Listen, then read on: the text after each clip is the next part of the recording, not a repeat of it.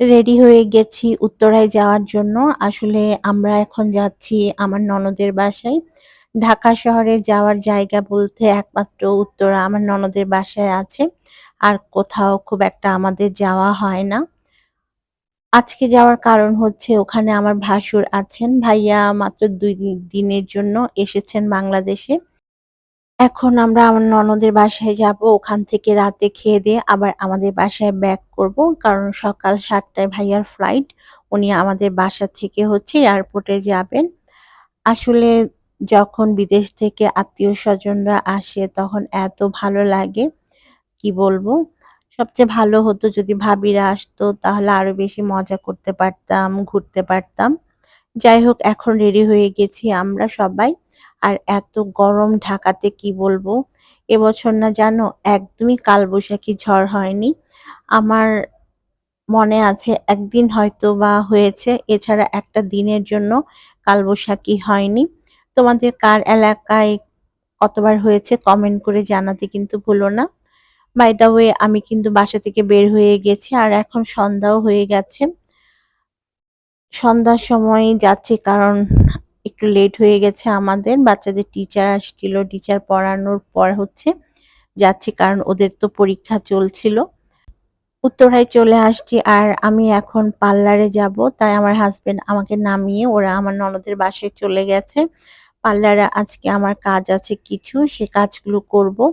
আর আজকে কি বলবো? আমি আজকে গিয়েছিলাম ভ্রু প্লাক করার জন্য। আর আজকে এত বেশি ভিড় ছিল পার্লারে যে আমার অনেকক্ষণ লাগছে। মানে ১০ মিনিটের কাজ আমার আজকে ১.৫ ঘন্টার মতো পার্লারে বসে থাকতে হয়েছে। যাই হোক আমার খুব বোর লাগছিল তাই ভাবলাম যে একটু ভিডিও শুট করি পার্লারে বসে বসেই।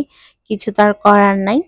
ফাইনালি ১.৫ ঘন্টা পর আমার ভ্রু প্লাক করা হয়েছে আর এখন আমি আইসক্রিম খেতে, খেতে বাসায় চলে যাচ্ছি।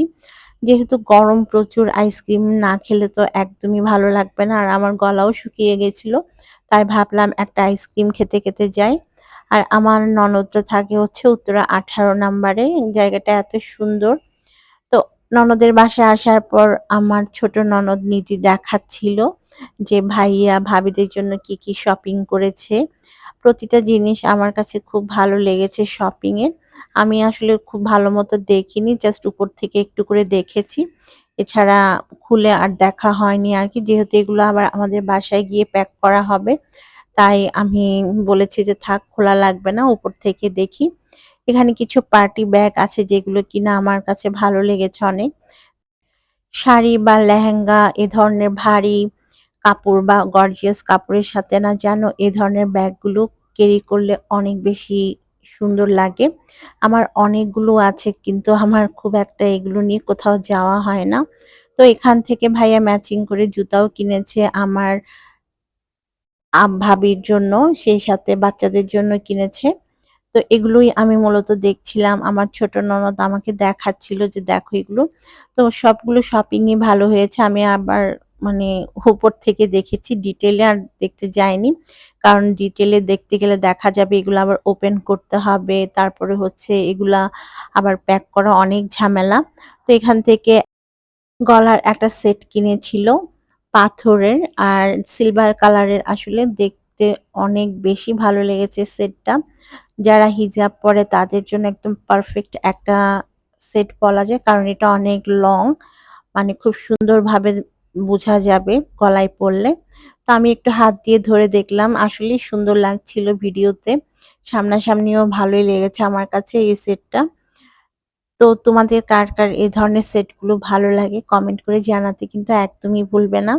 আর এখানে আরো কিছু শপিং আছে ভাবির জন্য, বাচ্চাদের জন্য। সেগুলোই আমাকে দেখাচ্ছিল আসলে। আমার না জানো শপিং করতে খুব ভালো লাগে। সেটা যেকোনো শপিং হোক না কেন। আসলে মেয়ে মানুষদের যেকোনো শপিং করতেই খুব ভালো লাগে। সেটা শুধু আমার না, সব মেয়েদেরই একই অবস্থা।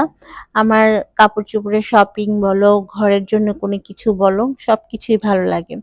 তো এখান থেকে ভাবি আর ভাবির ২ মেয়ের জন্য ভাইয়া হচ্ছে লেহেঙ্গা কিনেছে। সেগুলোও আমি দেখছিলাম। আর প্রতিটা লেহেঙ্গা এত গর্জিয়াস ছিল।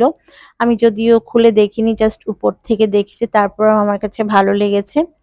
তো তো জিনিসগুলো দেখার পর শপিং গুলো সবকিছু দেখলাম। দেখার পর এখন খাওয়ার পালা। অলরেডি ৯টা বেজে গেছে। আমরা হচ্ছে এখান থেকে খেয়ে-দেয়ে আবার আমাদের বাসায় যাবো যেহেতু, তাই আমরা ভাবলাম যে আগে খেয়ে নিই।